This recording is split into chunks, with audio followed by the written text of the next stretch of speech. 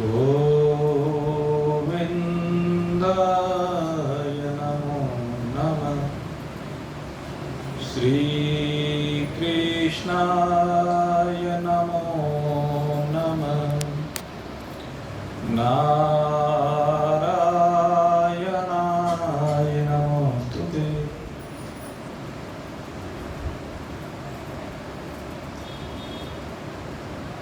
उपस्थित परम सौभाग्यशाली भागवत प्रेमी जिज्ञासु, परमात्मा देव की असीम महान महती कृपा, जिसके कारण भगवान श्री कृष्ण के मुखारविंद से स्रवित इस ज्ञानामृत का पान करके हम अपने आप में कृतता का अनुभव करते जा रहे हैं और इसके साथ हमारा आनंद दिन दोगुनी रात चौगुनी गति से वृद्धि को प्राप्त होता जा रहा है।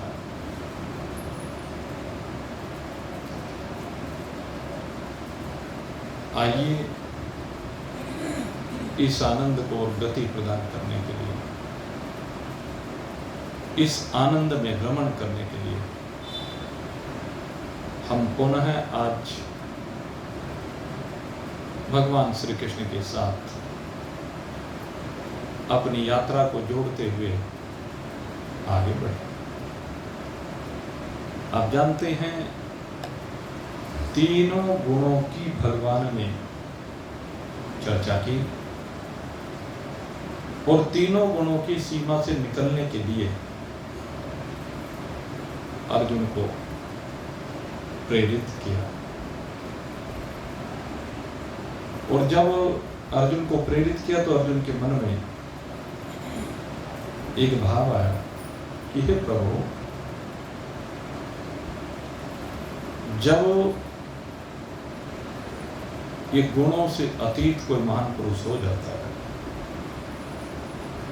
तो उसके उपरांत उसका आचरण कैसा होता है, उसकी दिनचर्या कैसी होती है, या उसकी स्थिति कैसी होती है। तो अब भगवान श्री कृष्ण इस विषय का निरूपण कर रहे हैं। भगवान श्री कृष्ण अर्जुन से कहते हैं, श्री भगवानुवाच प्रकाशं च परवृत्तिं च मोहमेव च पांडव न द्वेष्टि संप्रवृत्तानि न निवृत्तानि कांक्षति। भगवान ने बात की प्रकाश की। प्रकाश सतोगुण का स्वभाव है।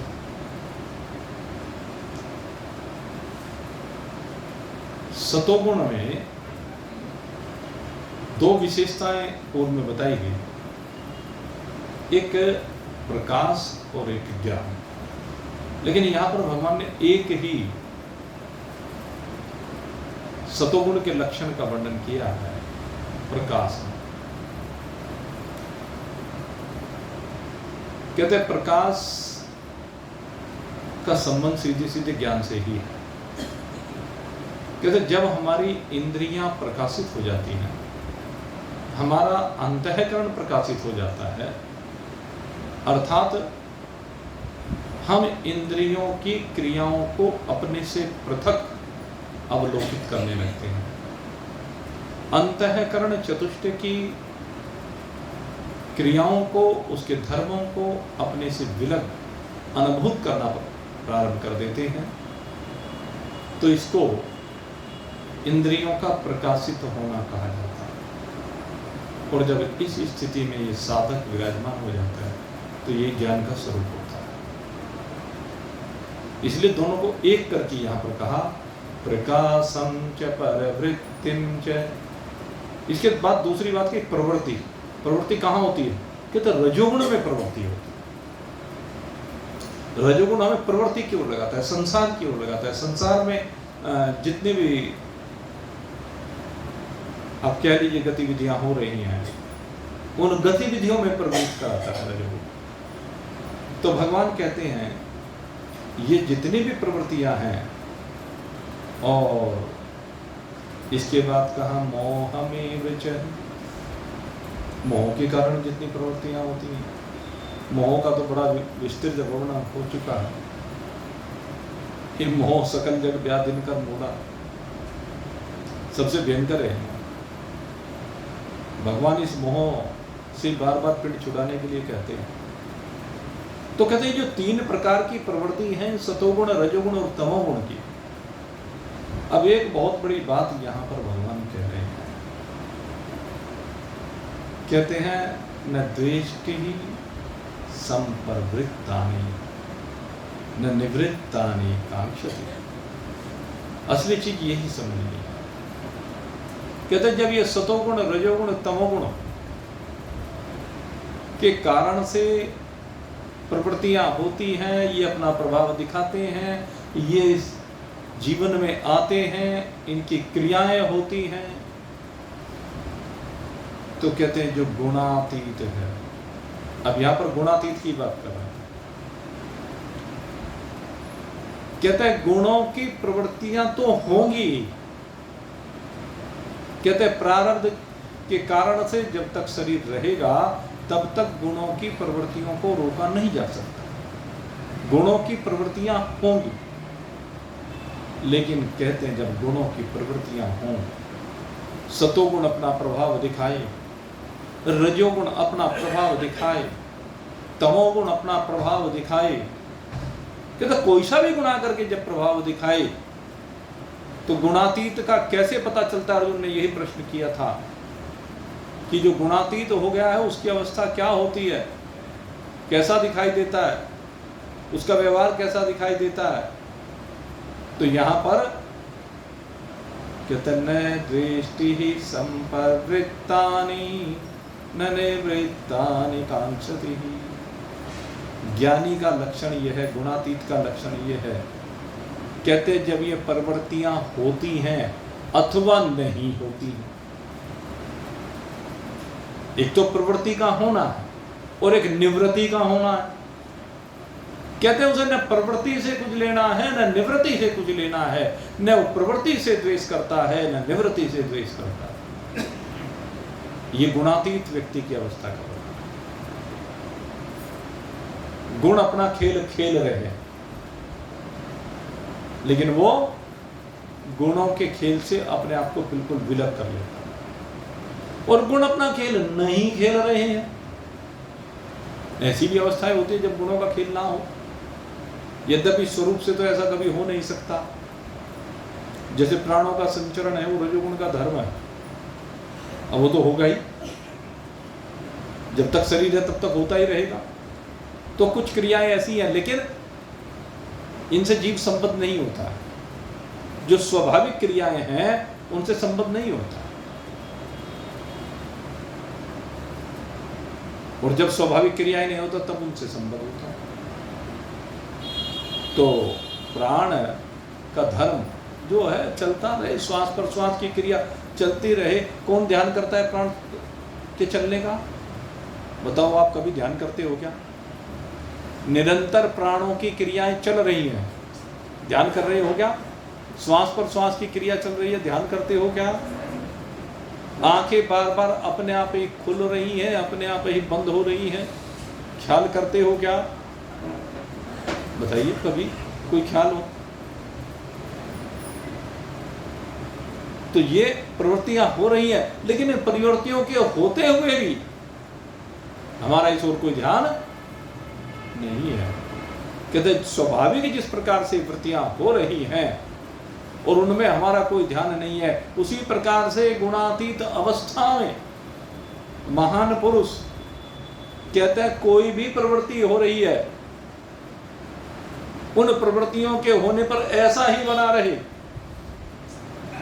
कि आंखें अपने आप खुल रही हैं, बंद हो रही हैं, ऐसे अपने आप ही संसार के सारे कार्य हो रहे हैं और निवृत्त भी हो रहे हैं, बन भी रहे हैं और बिगड़ भी रहे हैं। वो न बनने से जुड़ता है न बिगड़ने से जुड़ता है, दोनों से अपने आप को असंबद्ध कर लेता है, उसका दोनों से कोई लेना देना नहीं रहता। ये है न द्वेष्टि संपरवृत्तानि न निवृत्तानि ही कांक्षति। उसके मन में कोई इच्छा नहीं होती, उसके मन में कोई स्फुरना नहीं होती, उसके मन में कोई भाव नहीं होता। गुणों की क्रियाएं गुणों में चल रही, गुणा गुणेषु वर्तन्ते इति मत्वा सज्जन। जो सज्जन व्यक्ति होता है, जो महापुरुष होता है, जो गुणों की सीमा से बाहर है, वो गुणों की क्रियाओं को असंग होकर के देखता है, वो इनसे जुड़ता नहीं है। उसे पता है गुणों का खेल गुणों में चल रहा है, गुण गुणों में बरत रहे हैं, मुझे कुछ भी लेना देना। तो इस प्रकार से भगवान ने समझा दिया कि न दृष्टि ही संप्रवृत्तानि न निवृत्तानि कांक्षति। वो दोनों की इच्छा नहीं करता, न वो प्रवृत्ति की इच्छा करता, वो निवृत्ति की इच्छा। प्रवृत्ति और निवृत्ति दोनों से परे हो जाता है। तो पहला लक्षण भगवान ने ये बताया है गुणातीत का। अब भगवान दूसरा लक्षण गुणातीत का बताने जा रहे हैं। उदासीन वदासीनो गुणैर्यो न विचालये गुणा वर्तन्त इत्येव यो वतिष्ठति नेङ्गते। क्या कहते हैं? उदासीन वदासीन, उदासीन वत आसीन। यहां पर क्या है? उदासीन की भांति से आसीन रहे। उदासीन जो होता है उसे कोई लेना देना नहीं। कहते हैं ये जो गुणातीत व्यक्ति होता है, कहने ये तो हर चीज में उदासीन होकर के अपना आराम के साथ मौज में आसीन विराजमान रहता है, बैठा रहता है, स्थित होता है, इसे कुछ लेना देना नहीं है। उदासीन वदासीनो गुणैर्यो न विचाल्यते। कहते जब गुणों का खेल चल रहा होता है, जब गुणों की क्रियाएं चल रही होती हैं, तो ये न विचाल्यते, ये विचलित नहीं होता गुणों क्रियाओं से, कुछ भी हो जाए। और भाई इसका पता दुख में चलता, विपरीतता में चलता। और ऐसा कोई व्यक्ति नहीं जिसके जीवन में विपरीतताएं ना आ रही हो। जितने यहाँ पर बैठे हैं ये तो सारे सत्संगी हैं। जो अन्य सांसारिक व्यक्ति हैं उन सबसे इनका चरित्र अच्छा है, उन सबसे अच्छे कर्म इनके होते हैं। दया, धैर्य, दान, व्रत, उपवास सब कार्य होते हैं। कहने वाला दूसरे की अपेक्षा जो सत्संगी होते हैं उनके पुण्य कर्म बहुत अधिक होते हैं, उच्च श्रेणी के होते हैं। लेकिन भाई देह धरे का दंड है, सबका हुको। अब जब देह धारण किया है तो इसमें पाप कर्मों का दंड तो समय समय पे मिलेगा ही। अब जब वो दंड मिले, सत्संगियों की पहचान यहां पर होती है, घड़ा पक्का है कि कच्चा है। ये घड़ा पक्का है या कच्चा है, पता ही इस परिस्थिति में चलता है जब जीवन में विपरीतता आती है, जब बच्चे अपने कहे से बाहर होते हैं, जब शरीर साथ नहीं देता है, शरीर में 100 तरह के रोग लग जाते हैं, जिस तरह कहते हैं ना, वो ऐसे रोग लग जाता है दमा दम के साथ जाता है, कहावत है। और हमने तो भाई एक बात और देखी, तो हम तो बहुत बार कहते हैं इस बात को, किसी को कोई सी बीमारी लग जाओ भाई, ठीक तो होके देती है, थोड़ी बहुत रोकथाम सी चलती रहती है। किसी के गुर्दे में कमी आ जाओ, गुर्दा भी बदलवा लो, उस जिसने गुर्दा बदलवा लिया उससे पूछ के देख लो, सारी जिंदगी दवाई खानी पड़ेगी गुर्दे की। फिर भी भाई जब गुर्दे का ट्रांसप्लांट हो गया, फिर गुर्दे की दवाई क्यों खाता? जब हार्ट का ऑपरेशन हो गया, बाईपास सर्जरी हो गई, स्टेंट डल गए, उसके बाद हार्ट की दवाई क्यों खाते हो?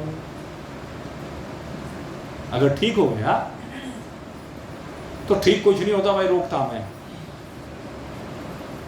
जिन्होंने अपने घुटने बदलवा के लिए हैं, जरा उनसे पूछ के देखो, बदले तो गए, आराम तो मिला है, लेकिन 100% किसी के ठीक हो गए वो बच्चों की तरह से होते हैं कि नहीं होते? काम चलाओ है। तो सब चीजें काम चलाओ सी होती है। बीमारियां सबके शरीरों में, अगर सबके शरीरों में ना होती, एक सबसे बड़ा लक्षण मैं यहाँ पर आपको बता रहा हूँ बीमारियों की वजह से। यहाँ पे इतने लोग बैठे हुए देखो, लेकिन 4 जनों के अलावा कोई जमीन पे बैठा हुआ है क्या? बैठ सकता है क्या?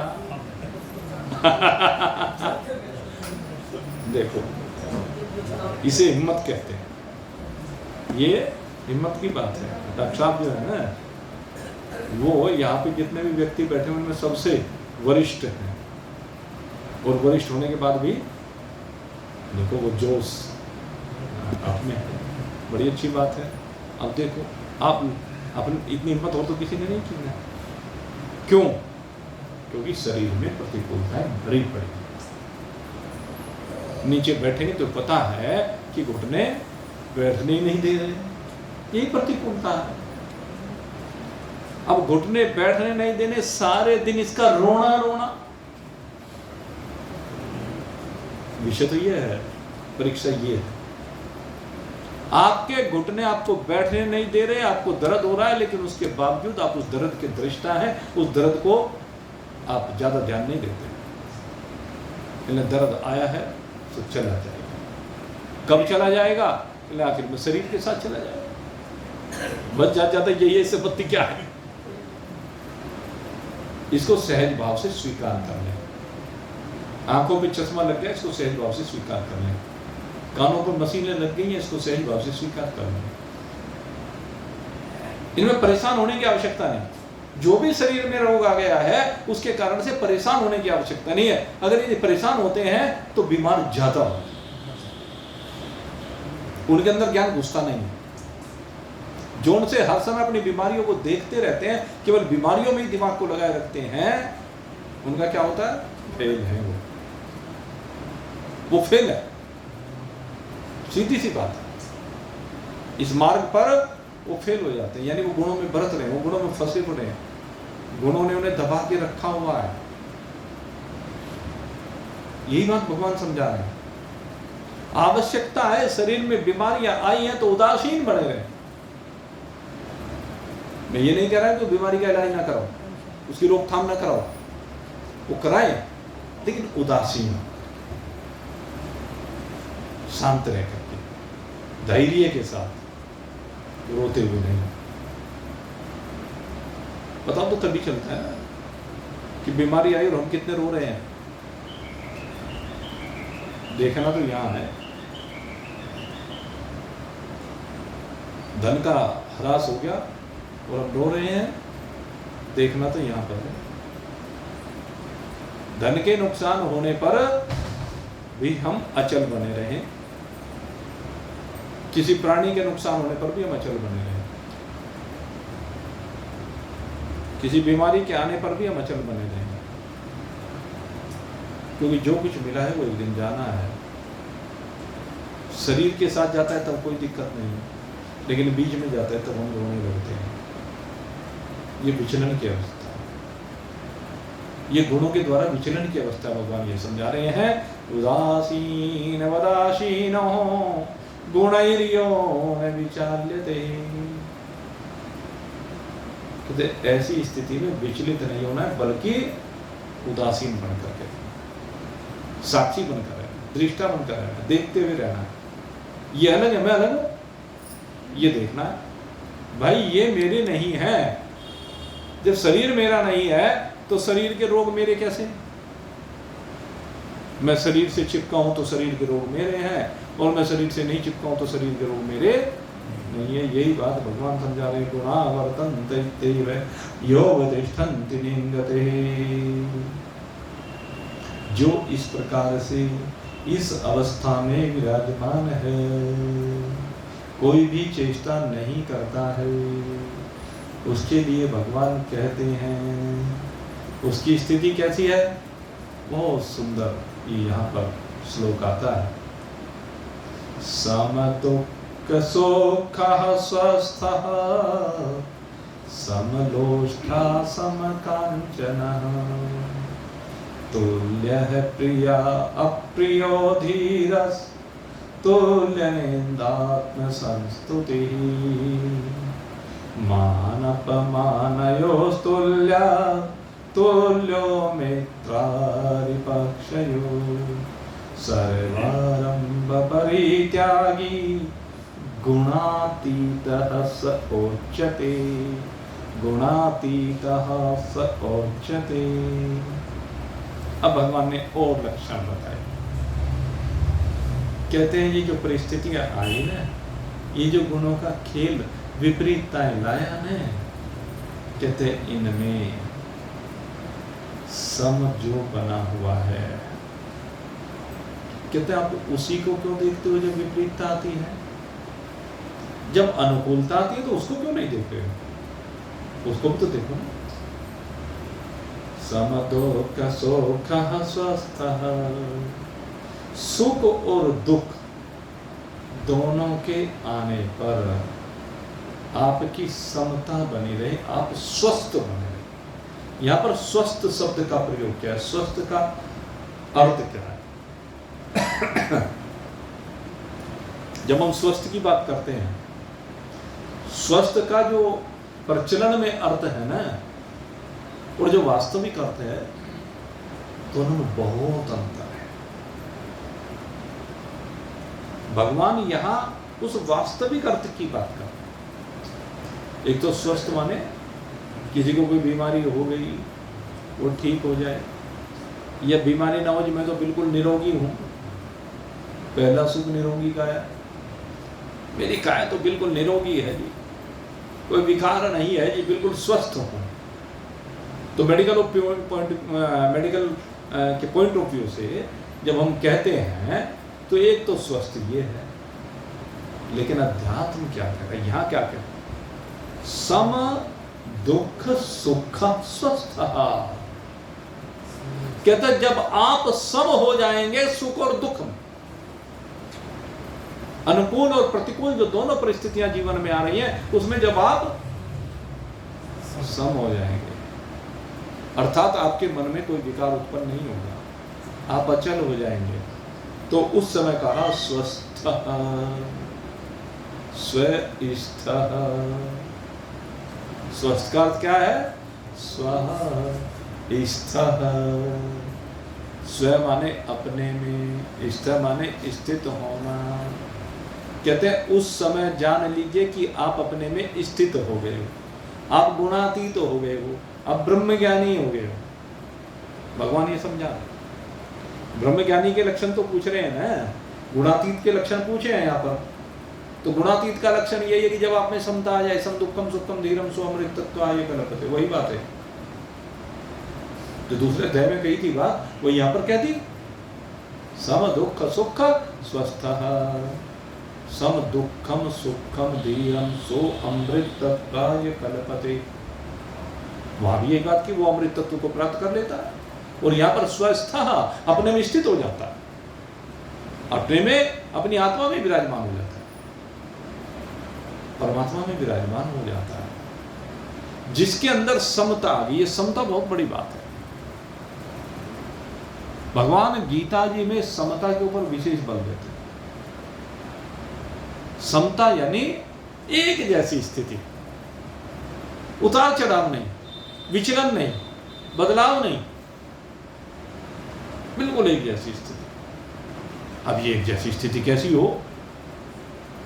एक जैसी स्थिति किसको कहते हैं? कैसे? जैसे कहते हैं कि सरोवर के जल को देखो,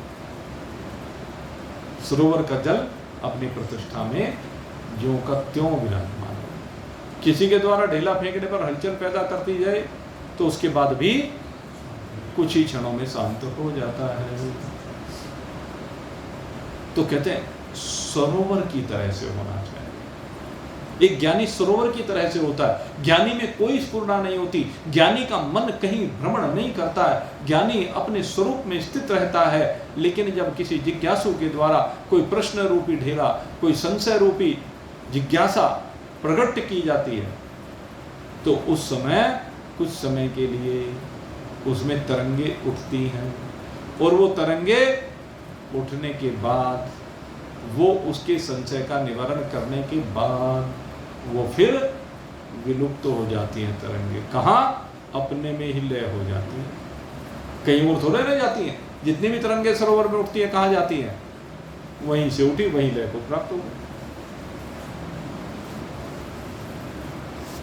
यही है समता, बिल्कुल एक रस। जीवन एक रस हो। एक बार एक बर्तन में शरबत बना लीजिए। अब वो जो शरबत है वो बिल्कुल एक रस है। उसमें उसे 10 बार 10 गिलास में डाल दीजिए, पीजिए, तो हर बार एक ही स्वाद आएगा, एक जैसा ही रहेगा, अलग थोड़ा ना हो जाएगा। तो ये है समता का लक्ष्य। बहुत संसार में उदाहरण भरे पड़े हैं समता के।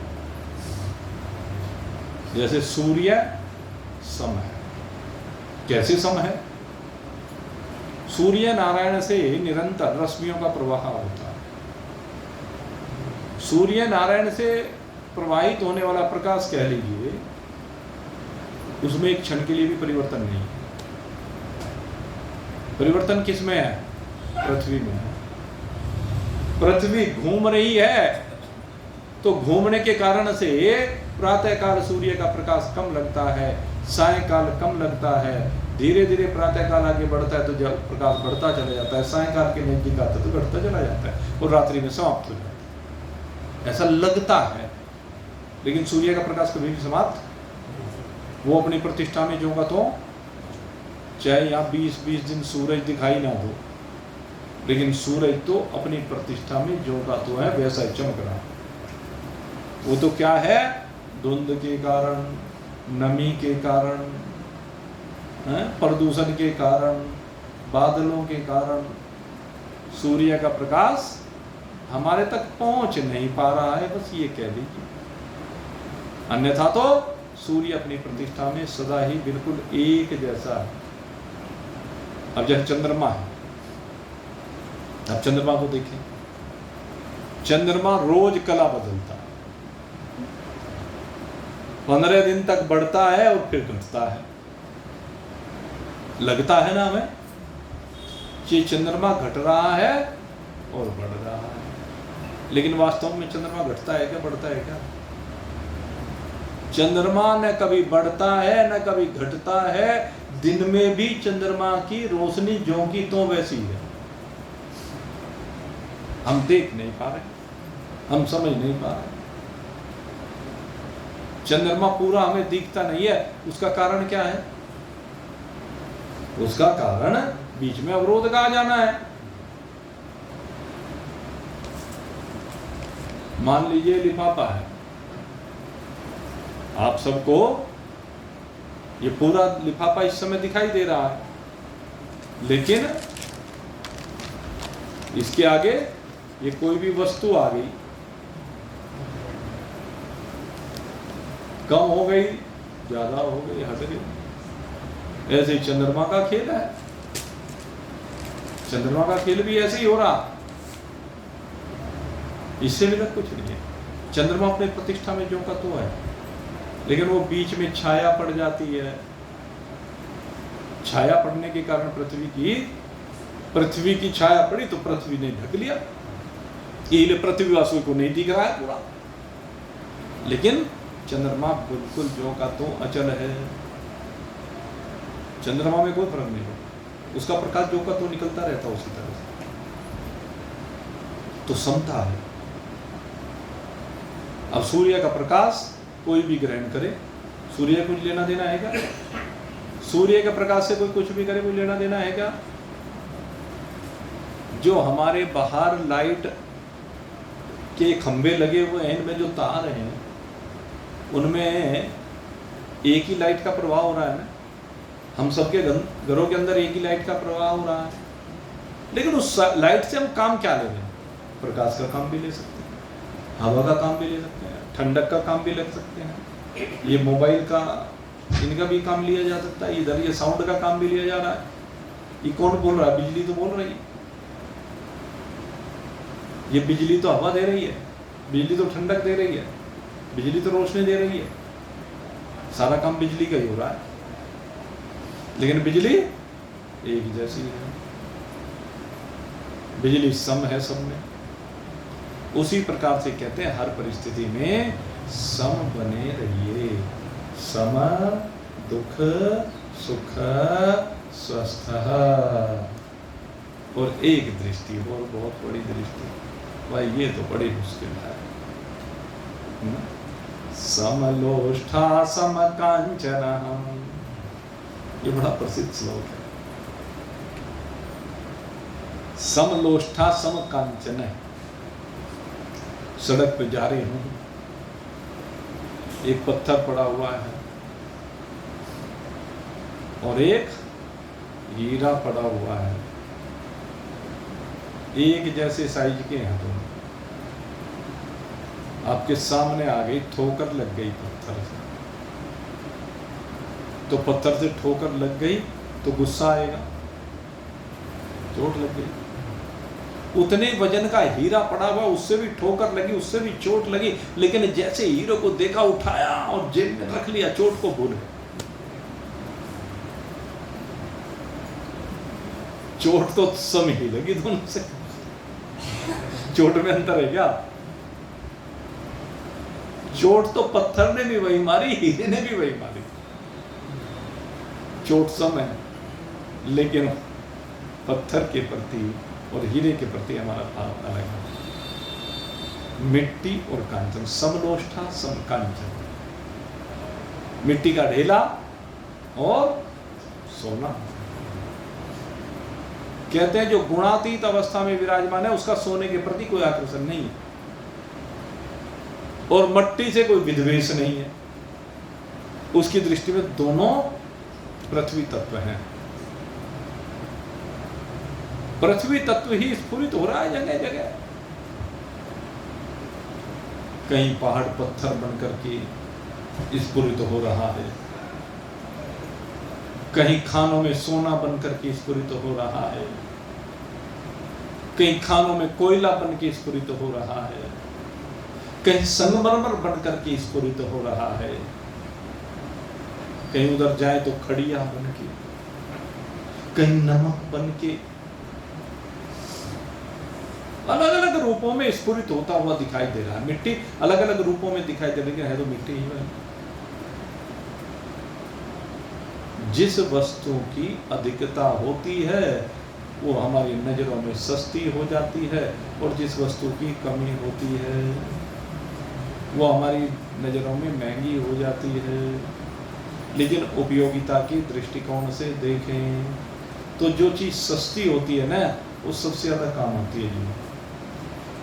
बस फर्क क्या है कि हमें फ्री बराबर मिल रही है, इसलिए उसकी वैल्यू नहीं मानते। फ्री में मिल रही है, हवा फ्री में मिल रही है, रोशनी फ्री में मिल रही है सूर्य देव से। हमें भूदेवी, ये जल, ये अग्नि, ये वायु, ये आकाश भगवान ने फ्री में दिया। इसलिए उनकी वैल्यू दिखाई नहीं देती। भगवान ने संसार में जिस चीज की को अधिक होना चाहिए उसी को अधिक बनाया है, और जिस चीज को कम होना चाहिए उसको कम बनाया। भगवान ने इसी हिसाब से सृष्टि का सृजन किया। तो इस गुणों की स्थिति से ऊपर उठे हुए महान पुरुष की बात जब हम करते हैं, तो गुणों से ऊपर उठा हुआ महान पुरुष, उसकी दृष्टि में कोई चीज धरती पर कम हो या कोई चीज ज्यादा हो, उसे तो दोनों में एक ही मिट्टी दिखाई देती है कि गुणों का खेल दिखाई देता है उसकी दृष्टि में, क्योंकि लालसा नहीं है उसकी, इसलिए उनकी कोई कीमत अतिरिक्त नहीं है। दोनों की एक जैसी कीमत है, चाहे मिट्टी हो या सोना, क्योंकि महान पुरुष उनको इन चीजों से कोई लेना देना नहीं। भाई हमने देखा ऐसे महात्मा हमने देखे हैं। स्वामी स्वरूपानंद जी महाराज जंगल में रहा करते थे, कुटी बना करके। बड़ी उनकी कृपा रही है, बड़े उन्होंने दर्शन दिए हैं और हमने उनको देखा। उनकी दृष्टि ऐसी ही थी, कोई कुछ भी लेकर के चला गया, मान लीजिए प्रसाद भी लेकर के गए, वो तो प्रसाद भी अपने हाथ से नहीं बांटते थे। कोई प्रसाद लेकर के गया तो उस प्रसाद को भी, कोई बैठा हुआ है तो कहना दे दो जिसको देना चाहो, जितना देना चाहो, कभी कोई हस्तक्षेप नहीं, कोई अटैचमेंट।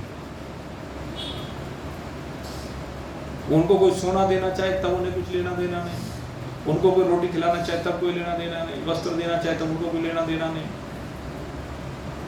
सब चीजों से बिल्कुल बिलग रहते थे, किसी से चिपकते नहीं थे। ये होती है समता की स्थिति, जो कहीं भी चिपके हुए नहीं है, समलोष्ठा समकांचन, जिनकी दृष्टि में चराचर जगत एक परमात्मा का स्वरूप रह गया, ये है समता। उन्हें मनुष्य में भी परमात्मा दिखता है, पशु पक्षी में भी परमात्मा दिखता है, कीट पतंग में भी परमात्मा दिखता है, जलचर नभचर थलचर 14 भुवनों में जो भी कुछ है, उन्हें हर जगह पर केवल एक परमात्मा के अलावा कुछ देखता नहीं है। ये है गुणातीत की स्थिति। जो गुणों से ऊपर उठ गया उसकी स्थिति ऐसी होती है। तुल्य है प्रिया अप्रियो धीरस। अब कहते हैं प्रिय और अप्रिय में, ये बात हो ही गई वैसे प्रिय और अप्रिय। तो जो अनुकूल होता है सो प्रिय लगता है, और जो प्रतिकूल होता है सो अप्रिय लगता है, अच्छा नहीं लगता है। कहते हैं जो तुल्य हो गया है, प्रिय और अप्रिय, अनुकूल और प्रतिकूल, दोनों में जो बिल्कुल एक जैसा जिसका भाव हो गया है, कहते वो है गुणातीत। ये गुणातीत के लक्षण भगवान बता रहे हैं। गुणातीत वो है जिसे प्रिय और अप्रिय दोनों से कुछ भी लेना देना नहीं है। नहीं तो प्रिय का पक्ष लेते हैं, अप्रिय के विरोध में खड़े हो जाते हैं। यहां पक्ष और विपक्ष कुछ है ही नहीं। यहां पर पक्ष और विपक्ष नहीं है, यहां तो सर्वत्र एक ही है परमात्मा, उसके अलावा कुछ है ही नहीं। तो तुल्य है प्रिया अप्रियो सीरस, जो धीर है, धैर्यवान, और जो कहते हैं धीरस तत्र न मिलते, जो धीर होता है वो मोह को प्राप्त नहीं होता। मात्र स्पृशास्तु कौन्तेय शीतोष्ण सुख दुखदा आत्मा पायनो अनित्यतास्तितिक स्वभाव। कहते जब मात्रा स्पर्श, ये शब्द स्पर्श रूप रसगंध आदि जो मात्राएं हैं, ये जब शीत और उष्ण प्रदान करती हैं, अर्थात अनुकूलता और प्रतिकूलता प्रदान करती हैं, जिसके कारण से प्रियता और अप्रियता का भाव आता है, कहते उस स्थिति में जो सम हो गया वही गुणातीत, और ये समता ही उनका लक्षण है। ऐसे महान पुरुषों की जो समता दिखाई देती है वही इनका लक्षण हुआ करता है। तुल्य निंदा आत्म उस्तुति, तुल्य है निंदा आत्म संस्तुति।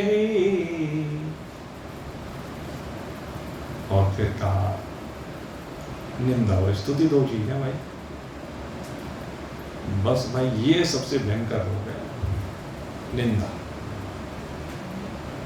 निंदा किए बगैर कोई रहता नहीं। एक चीज का ध्यान कर ले, निंदा किए बगैर कोई रहता नहीं, और निंदा सुन करके क्रोध ना आए ऐसा होता नहीं। खूब निंदा करेंगे।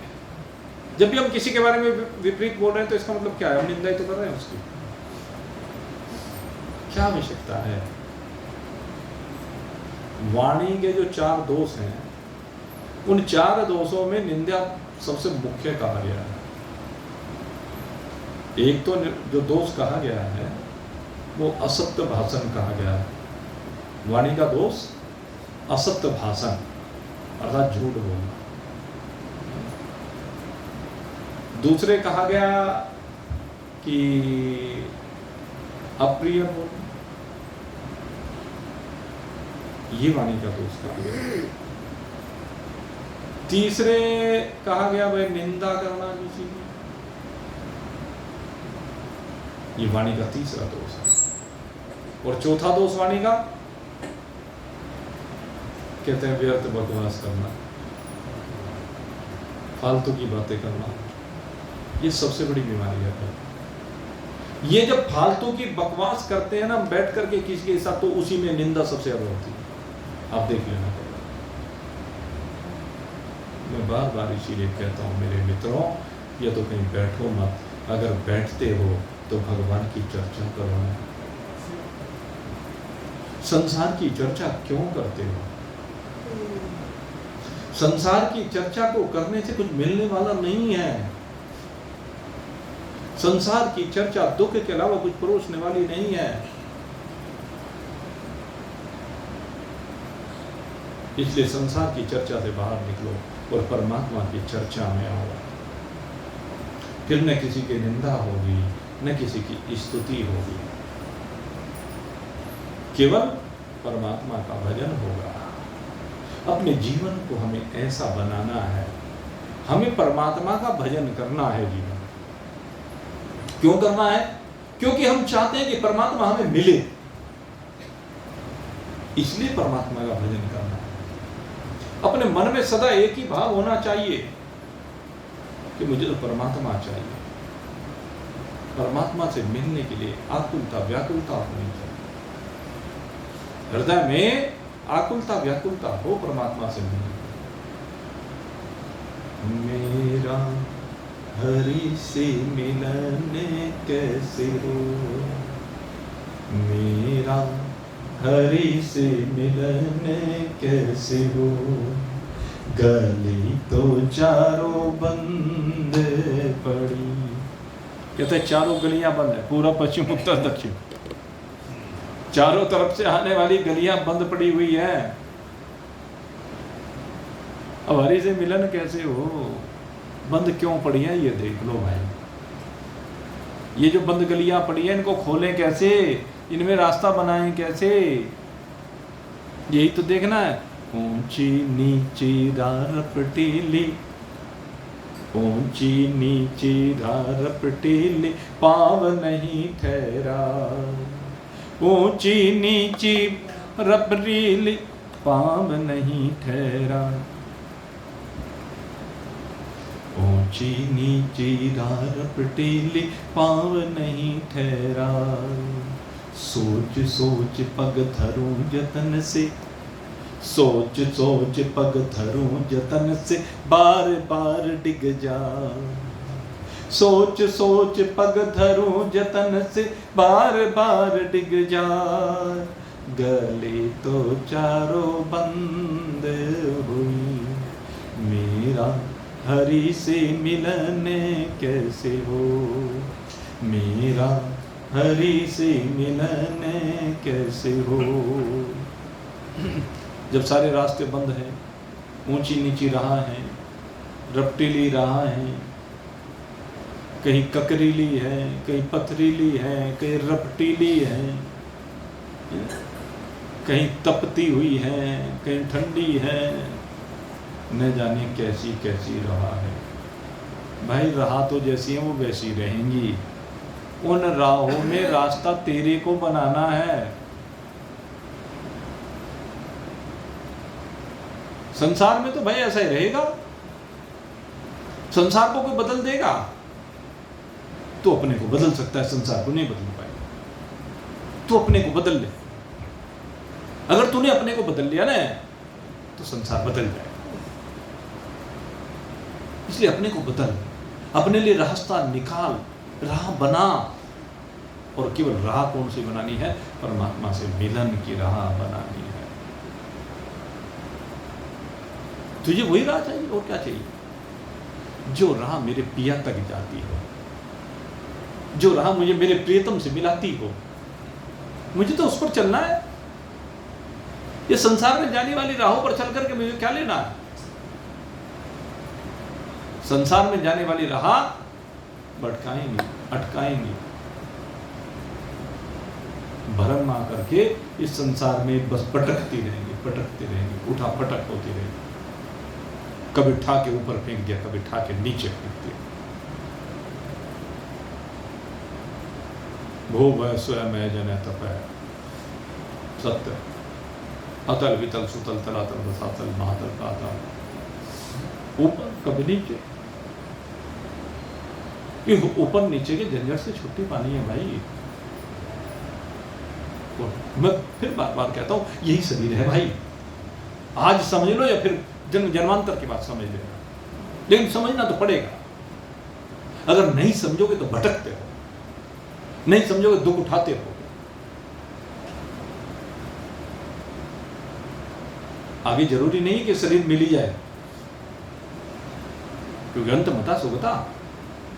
अंत काल में अगर मृग में मन चला गया, भाव चला गया, स्मरण चला गया, मृगी बनना पड़ेगा। भरत जी को मृगी बनना पड़ा राजा होकर के। इसलिए मैं कहता हूं मेरे मित्रों, ऐसा करो नहीं कि हर समय भगवान में मन लगा रहे। जब हर समय भगवान में मन लगा रहेगा ना, तो भगवान के अलावा कुछ स्मरण होगा ही, और जिस चीज का स्मरण करोगे वही मिलेगा। सीधी बात है, जिसका स्मरण करोगे उसके अलावा कुछ मिलेगा ही नहीं। इसलिए श्वास श्वास पे राम कह, वृथा श्वास मत खोल, ना जाने या श्वास को आवन हो या न हो। इसलिए श्वास श्वास पर भाई राम जी को ध्यान रखो, और जब राम जी का ध्यान रखेंगे तो राम जी को प्राप्त होंगे। आप सभी के लिए बहुत बहुत शुभकामना करते हुए अब यहीं पर सत्संग को विश्राम दे रहा हूँ। और भाई अयोध्या जी के बारे में सबको मालूम है, 31 मई से वहाँ कथा हो रही है, 28-29 में जाने शुरू हो जाएंगे। तो ये सत्संग 26 तारीख तक चलेगा। रविवार का अवकाश रहेगा, बाकी लगातार सोमवार के दिन तक ये सत्संग चलता रहेगा। और फिर वहाँ से आकर के कब चलेगा उसको भी बता के जाऊँगा। अभी ज़रा थोड़ा सा सिस्टम बना लें, उसके बाद उसकी चर्चा करेंगे। और थोड़ा सा मैं जो अयोध्या जी जा रहे हैं उनके लिए